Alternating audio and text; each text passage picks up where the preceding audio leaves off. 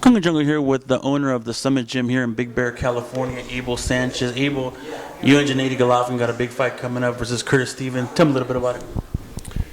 You know, he's a tough kid, big puncher, comes forward. I think that's the ideal for Gennady. But we're anticipating another knockout of the year performance from Gennady.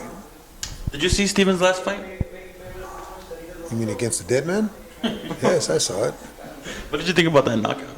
What is there to think about? You're talking about a guy that's coming in with a bunch of being knocked out a bunch of times.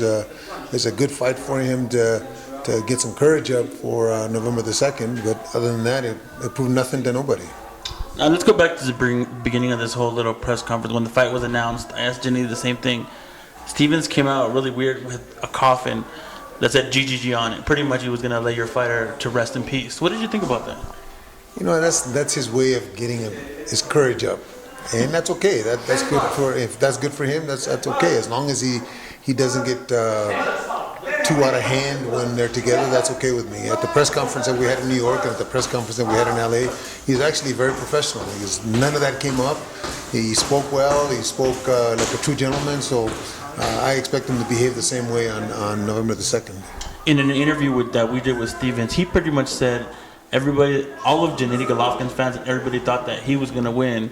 He said they're just stupid fans. What are your thoughts about that? Again, that's his way of getting his courage up. Everybody that faces Gennady to this point has said the same things in one fashion or another.